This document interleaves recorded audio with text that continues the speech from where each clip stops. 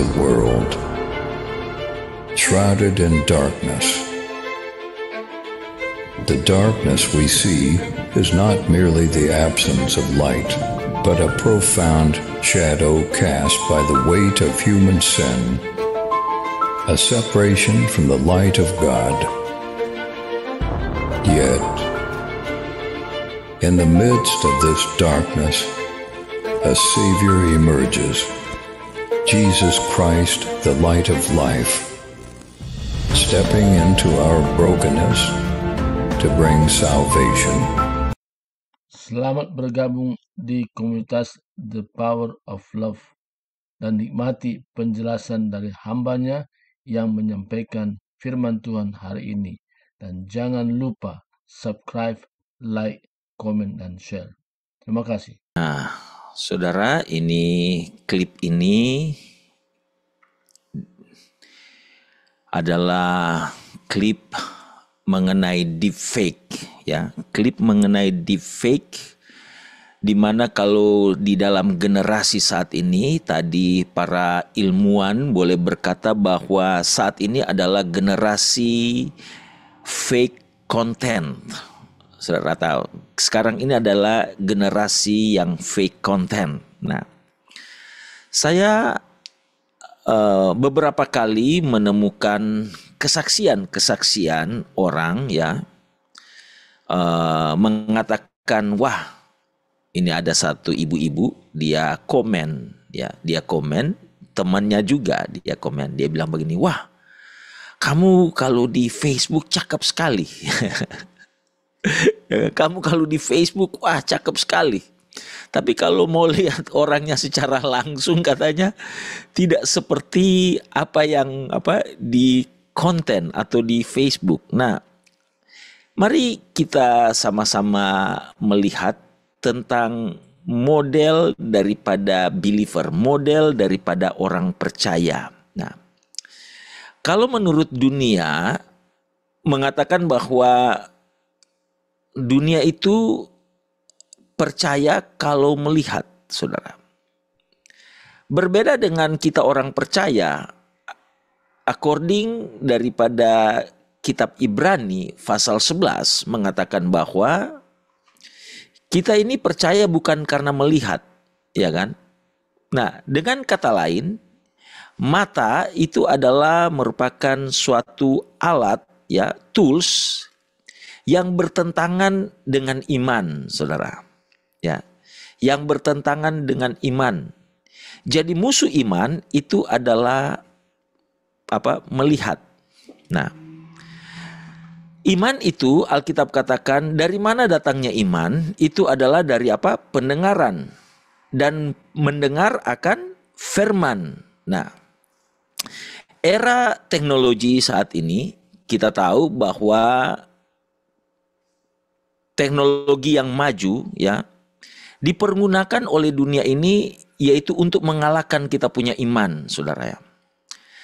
Mereka tahu bahwa adalah alat untuk membangkitkan iman, yaitu dengan satu pendengaran, ya. Sekarang bukan era radio lagi, saudara. Radio AM, radio FM. Ada di sini yang masih dengar radio, saudara? Radio FM sudah tidak ada lagi. Nah, semua kita selalu cenderung dengan visual, ya.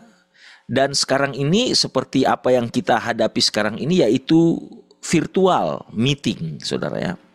Kita tidak perlu hadir di tempat yang sama, tetapi dengan cara demikian lewat Zoom ini kita bisa melihat satu sama lain, ya, live streaming dengan virtual. Nah, kalau kita lihat tadi di dalam deepfake, ya, di situ bahwa orang bisa meniru apa saja, saudara ya. Bahkan dikatakan tiruan itu agak lebih indah daripada yang aslinya.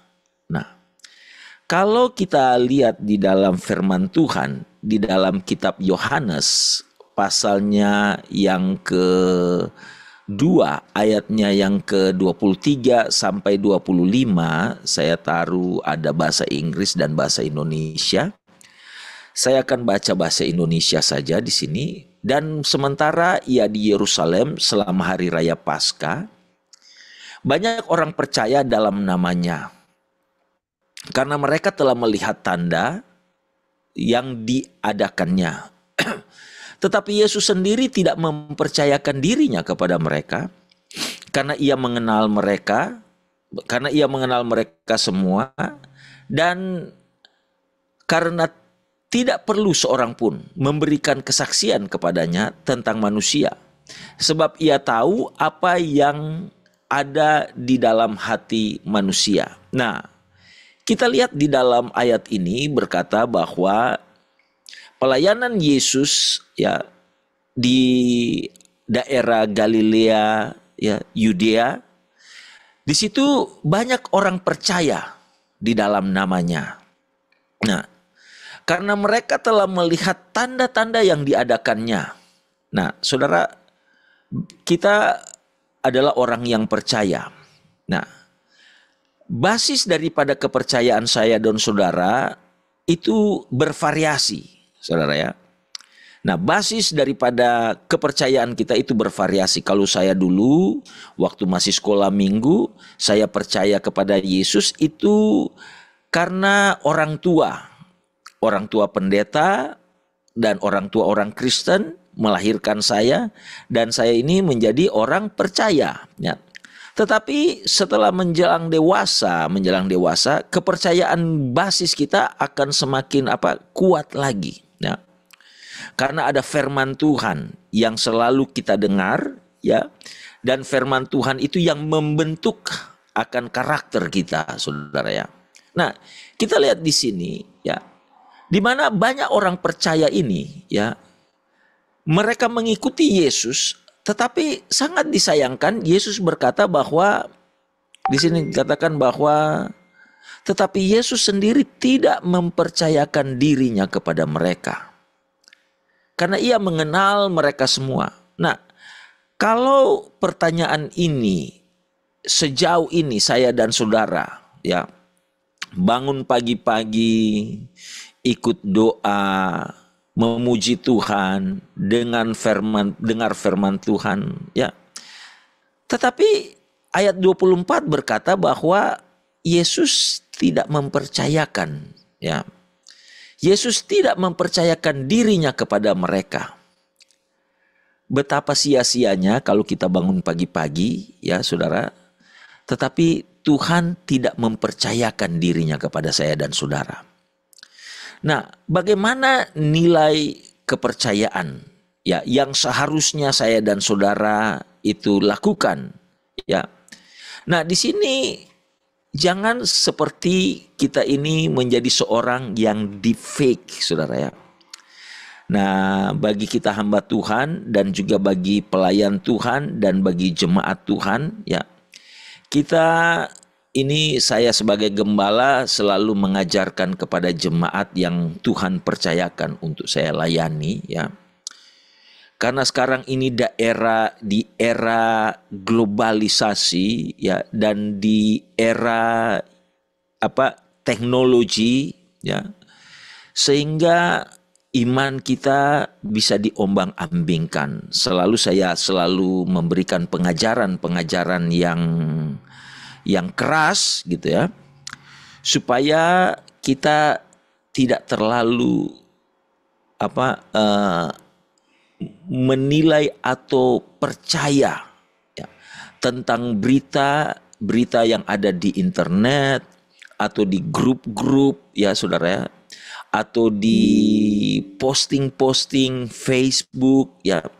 Kita harus meneliti atau research dulu. Bisa jadi itu adalah berita yang palsu, saudara ya. Nah, banyak kali saya dan saudara mengalami menjadi victim daripada berita-berita yang palsu, saudara ya. Ada orang sakit ini, tiba-tiba ada berita makan kangkung, makan turmeric atau tumbuh-tumbuhan. Nah, padahal kita ini tidak meneliti sebaik-baiknya. Nah, kita lihat di sini kalau saudara baca di dalam kitab Perjanjian Baru, ya, kita lihat di sini di dalam Tuhan memberikan perumpamaan, ya, perumpamaan dari model orang percaya. Dengan tegas dia mengatakan bahwa ada orang yang percaya, model believers, ya, seperti domba, dan ada juga yang percaya orang-orang yang mempunyai kualitas seperti kambing, saudara. Nah, itu di dalam Matius, ya. Matius 25 ayat 31 sampainya yang ke-46. Kalau ayat 33 berkata, ia akan menempatkan domba-domba di sebelah kanannya dan kambing-kambing di sebelah kirinya. Di sini dikatakan, ya. Dan juga di dalam ayat yang ke-41 berkata, dan ia akan berkata juga kepada mereka yang di sebelah kirinya, enyalah dari hadapanku, hai kamu orang-orang terkutuk. Itu kepada kambing, ya. Hai kamu orang-orang terkutuk, enyalah ke dalam api yang kekal yang telah sedia untuk iblis dan malaikat-malaikatnya. Nah, bukan hanya itu saja, untuk suatu konfirmasi, dia juga memberikan suatu perumpamaan orang percaya itu bagai lalang dan gandum, saudara. Bagai lalang dan gandum di dalam Matius pasalnya yang ke-13, ya. Nah, kita tahu di sini, saudara, ya, lalang dan gandum, ya, kualitas daripada orang percaya. Nah, kita akan maju terus di sini. Bagaimana kita dapat memperhatikan, bagaimana kita dapat menjalankan akan kehidupan Kristen saya dan saudara, ya. Penampakan secara lahiriah dari Kristen yang asli dan yang palsu kayaknya sepertinya sulit untuk kita bedakan, saudara, ya. Karena di situ Tuhan memberikan perumpamaan, Yesus memberikan perumpamaan sebagai domba dan kambing, ya. Nah, di sini kita melihat di dalam Maleakhi 3 ayat yang di dalam Mazmur pasalnya 37 ayat yang 37 ayat yang pertama dari Daud, janganlah marah karena orang yang berbuat jahat. Jangan iri di dalam hati kepada orang yang berbuat curang. Dan di dalam Maleakhi 3 ayat 18 berkata, maka kamu akan melihat kembali perbedaan antara orang benar dan orang fasik, ya, antara orang yang beribadah kepada Allah dan orang yang tidak beribadah kepada Allah. Jadi dua hal ini, ya, saya juga mengajarkan bahwa supaya kita juga tidak cepat untuk menjudgment atau menghakimi orang. Di dalam Daud berkata bahwa janganlah kita marah kepada orang yang berbuat jahat, dan jangan iri hati kepada orang yang curang, saudara, ya. Nah, jadi kita juga tidak cepat-cepat, ya, untuk memberikan suatu menghakimi orang. Tetapi setidaknya di dalam Maleakhi 3 ayat 18, setidaknya, ya, kita ini melihat kembali perbedaan antara orang benar dan orang fasik. Antara orang yang beribadah kepada Allah dan orang yang tidak beribadah kepada Allah. Tentunya ada perbedaan. Nah, kalau kita baca di dalam Mazmur pasalnya yang ke-37, saudara, ya, Mazmur 37 itu pun berbicara tentang orang-orang fasik, ya, tidak mengalami kesusahan manusia, ya. Sedangkan orang-orang percaya mengalami kesusahan manusia dan menjadi frustrasi, ya. Nah, kita lihat di dalam analisa teks ini, ya, Yesus sendiri tidak mempercayakan dirinya di dalam terjemahan baru. Di situ dikatakan bahwa but Jesus will not entrust, ya, did not entrust himself to them, ya.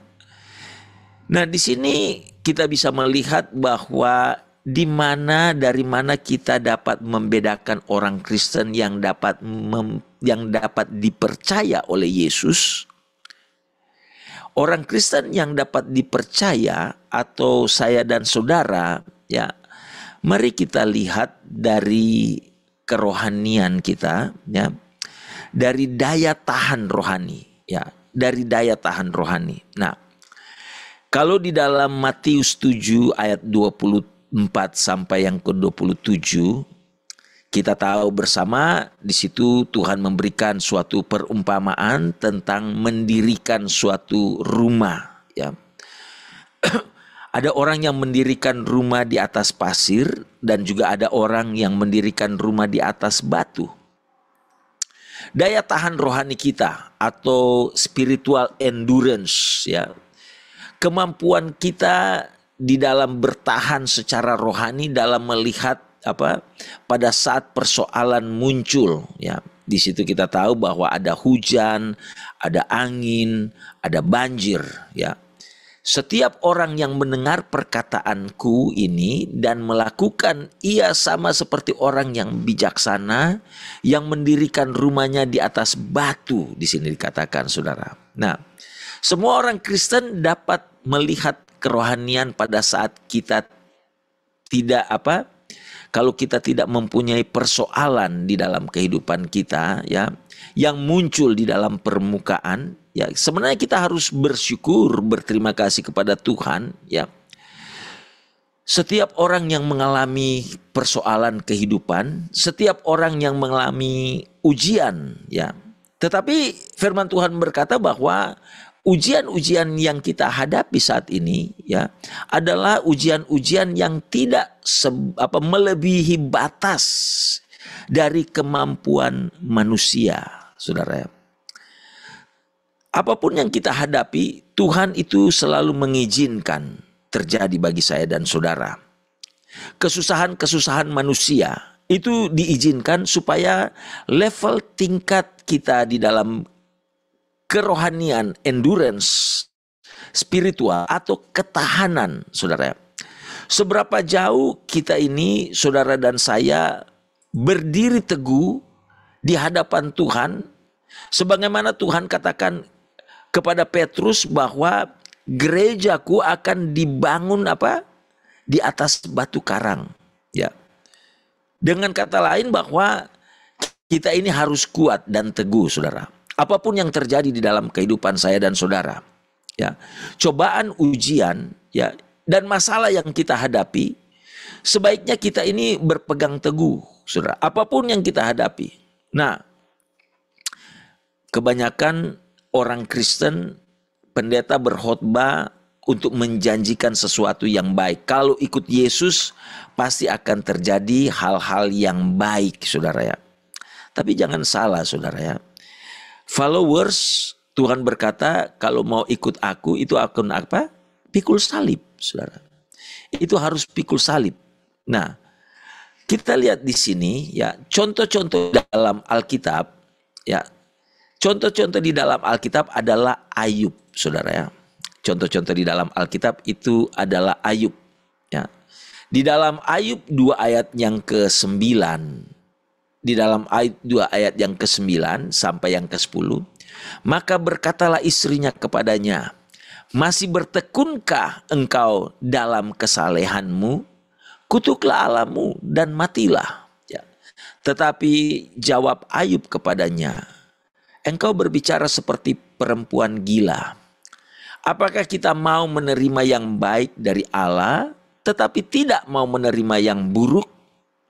Dalam kesemuanya ininya itu Ayub tidak berbuat dosa dengan bibirnya. Nah, saudara, kita pakai suatu standar daripada Ayub, saudara, ya. Kenapa di dalam ketahanan rohani di sini saya memberikan contoh Ayub, saudara, ya. Kita ini hamba Tuhan Pantekosta.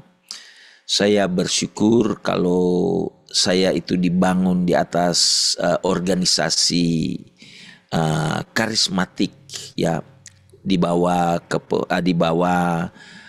Pantekosta, saudara, gereja Pantekosta di Indonesia, Ya, bukan berarti saya katakan gereja lain tidak benar gitu. Tidak, tetapi di dalam pribadi saya ada pengalaman-pengalaman juga, dan pengalaman baik orang tua, baik juga para pionir-pionir yang lainnya, saudara ya. Mereka memberikan suatu contoh, ya, yaitu contoh pikul salib, saudara ya. Berbeda dengan era tahun 70-an dan era tahun 80-an. Pengajaran-pengajaran follow Yesus itu sudah ada pengajaran teologi kemakmuran, saudara ya. Jadi kita ini, motivasi kita kadangkala mengikuti Yesus itu hanya karena kondisi, saudara ya.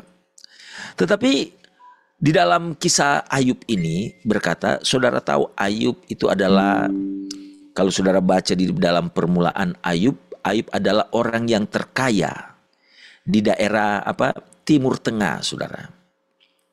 Kalau orang terkaya di Timur Tengah itu Raja Salman, saudara ya, dengan mempunyai aset sekitar 3 triliun dolar. Ini 3 triliun dolar, saudara ya. Itu banyak sekali, saudara. Nah, kalau Ayub di situ dikatakan dia memiliki semuanya, saudara ya. Tiba-tiba dari ada menjadi tidak ada, saudara. Beda saya dan saudara, ya. Kita mempunyai iman seperti iman Abraham. Walaupun sudah tua, tetapi Abraham berharap juga, ya. Sehingga apa yang tidak ada menjadi ada, ya kan, saudara? Apa yang tidak ada menjadi ada, itu saudara mau semua. Saya juga mau. Tetapi ini kejadian dari Ayub. Dari ada menjadi tidak ada, saudara. Dari ada menjadi tidak ada. Nah, itu kalau terjadi kepada saudara dan saya, itu pasti kita stres, saudara. Akan menjadi cepat tua. Rambut semakin putih, saudara ya. Nah, di sini, tetapi ini kejadiannya kepada Ayub. Nah, saya memberikan suatu perbandingan, ya. Kalau saya sama Pak Pastor Bapak Pendeta Surbakti, kita itu melayani itu dari tidak ada, saudara ya, sampai jadi ada. Kalau mau jadi tidak ada pula enggak apa-apa, iya kan? Karena kita sudah mengalami, ya. Kita sudah mengalami. Lebih baik dari tidak ada menjadi ada daripada dari ada menjadi tidak ada. Jadi kalau kita mau kembali ke tidak ada pula, nggak apa-apa. Karena kita pernah mengalami hal yang tidak ada. Dan kita hidup oleh karena iman, saudara ya. Nah, pendeta-pendeta sekarang adalah pendeta-pendeta milioner, atau apa yang di sini katakan selebriti, saudara ya. Nah, kalau di sini di Amerika banyak, saudara ya, punya pesawat pribadi. Nah, cuman coba kalau Tuhan uji mereka seperti Ayub, ya. Tidak semua orang yang mengalami hal yang demikian, saudara ya. Tetapi kalau memang ini Tuhan izinkan terjadi kepada saya dan saudara, berarti kita mau lihat ketahanan iman kita sejauh dari mana, saudara ya. Semakin kita bertahan, ya, semakin Tuhan mempercayakan, ya, akan dirinya kepada saya dan saudara, ya. Karena itu kita ini dibangun, gereja Tuhan dibangun bukan di atas pasir, tetapi di atas batu karang, saudara. Nah, itu yang pertama, yaitu ketahanan. Dan yang kedua, itu adalah motivasi, saudara ya. Dari motivasi mereka di dalam mengikuti Tuhan. Kalau saudara baca di dalam ayat Yohanes pasalnya yang ke-22 sampai yang ke-26, ya. Di situ Tuhan sedang melakukan crusade-nya. Yang kedua, di situ ada Tuhan selalu crusade, ya. Tuhan memberi makan 5.000 orang, terhitung laki-laki, belum terhitung perempuan dan anak-anak, ya. Dan Tuhan juga melakukan banyak mujizat-mujizat, saudara ya. yang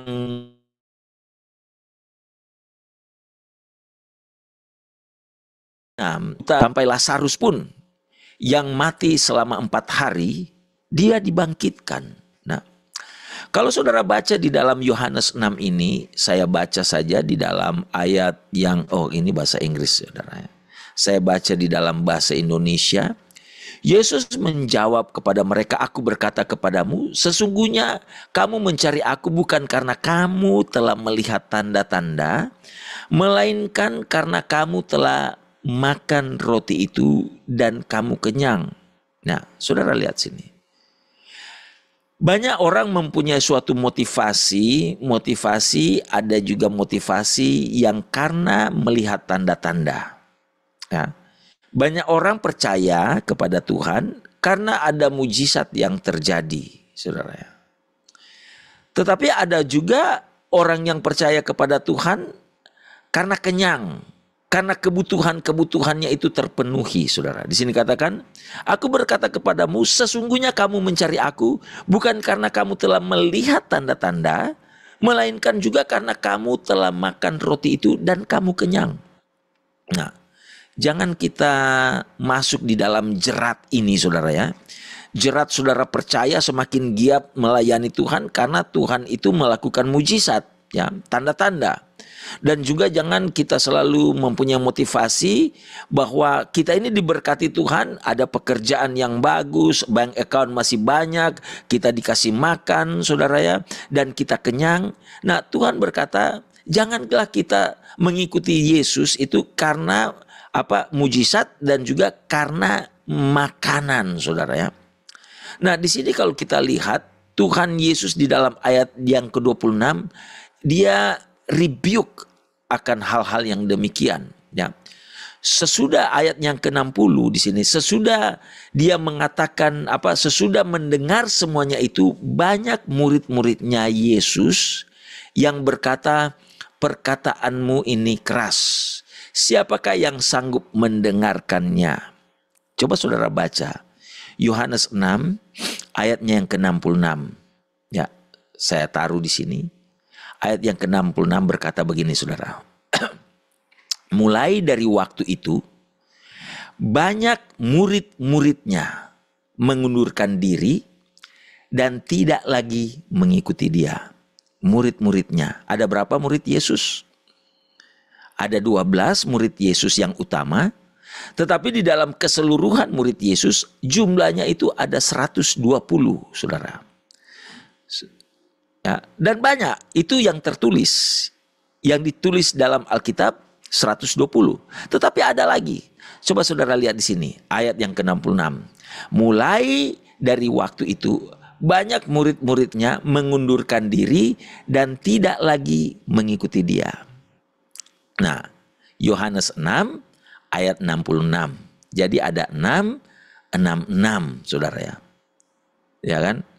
Nah, saya ini menyampaikan firman ini supaya saya dan saudara itu tetap setia, ya, tidak mengundurkan diri. Di sini katakan, saudara, kalau saudara baca, saya tidak ada di sini ayat yang ke-60, ayat yang ke selanjutnya. Kalau saudara baca di dalam ayat yang ke-67, ya, ayat yang ke-67 berkata begini.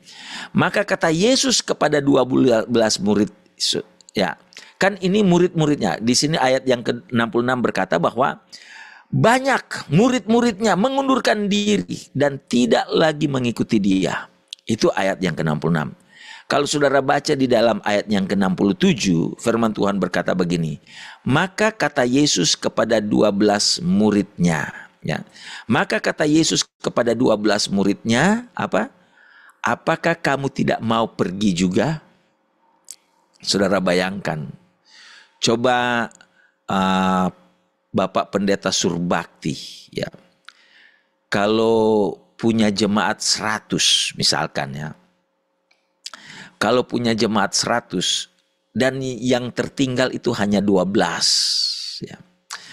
Kalau 12 itu kira-kira Pak Surbakti mau bilang, apa kamu juga nggak mau pergi? Nah, tinggal berapa orang di gereja, ya kan? Nah, tetapi Yesus tantang ini, saudara. Ini di sini katakan Yesus bilang sama 12 murid Yesus, apakah kamu tidak mau pergi juga? Nah, kosong, saudara.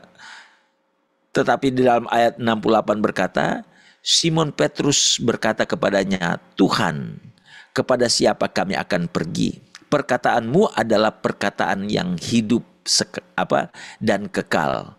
Dan kami telah percaya dan tahu bahwa Engkau adalah yang kudus dan Allah, saudara ya. Nah, ini adalah motivasi kita juga di dalam melayani, kita punya motivasi berapapun jemaat yang ada, ya kita tetap melayani Tuhan. Kalau selama kurang lebih pelayanan saya di dalam gereja lokal sudah full time selama 16 tahun, saudara ya. Ada variasi bergantian, ada musimnya, saudara ya. Ada kadangkala jemaat banyak, ada kadangkala hanya saya keluarga, saudara ya. Tetapi motivasi kita melayani Tuhan, banyak jemaat atau sedikit jemaat, apakah kita mau tetap memberikan sesuatu yang sama, kualitas ibadah kita yang sama, saudara ya. Kadangkala kalau saya senang Pantekosta, saudara ya, mau khotbah 1000 orang sama khotbah 5 orang itu sama saja, saudara. Dia pasti berteriak, saudara ya. Tanpa ada loudspeaker pun suara kita itu sudah cukup, saudara ya. Itu orang Pantekosta. Jadi kadang-kadang saya tanpa ada mikrofon saya berkhotbah di jemaat yang hanya 10 orang, saya bilang sorry, ini saya anggap ada ratusan orang. Nah, saudara, tidak kita memberikan suatu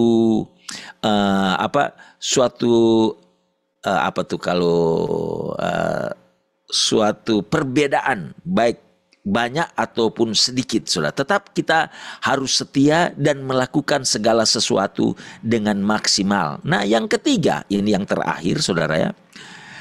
Ini adalah dari karakter dan karisma, from tendency. Bagaimana kita bisa bagaimana kita dapat membedakan karakter dan karisma. Kalau di dalam pengajaran kepemimpinan, saudara ya, di dalam pengajaran kepemimpinan Kristen, ada suatu teori-teori dan gaya kepemimpinan, ya. Ada gaya kepemimpinan yang berteori karisma atau gift, dan juga ada yang berkarakter, saudara. Saudara pilih yang mana di sini, ya. Di dalam Matius 7 ayatnya yang ke-17 sampai yang ke-30, ya, sampai yang ke-23. Di sini kalau saudara baca di dalam Matius, ya. Sebentar saya lihat ini dia. Ya, Matius.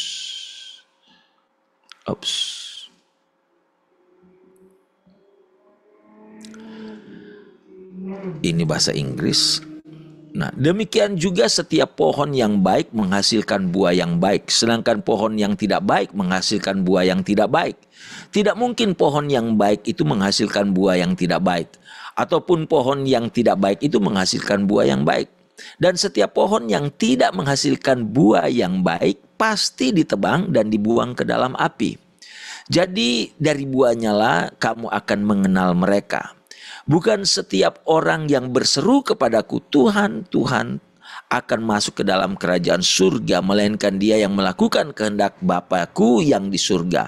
Pada hari terakhir, banyak orang akan berseru kepadaku, Tuhan, Tuhan, bukankah kami bernubuat demi namamu dan mengusir setan demi namamu dan mengadakan mujizat demi namamu juga? Pada waktu itulah aku akan berterus terang kepada mereka dan berkata, aku tidak mengenal kamu, enyalah daripadaku, kamu sekalian pembuat kejahatan. Nah, pilihan-pilihan kita di sini dikatakan bahwa apakah kita mau lihat dari apa gift, atau di sini dikatakan karakter atau karisma, gift ya.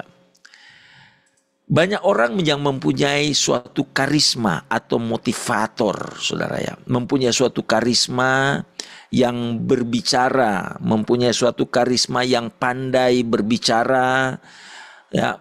Yang hanya kemarin ada satu jemaat, dia memberikan suatu perbedaan, saudara ya.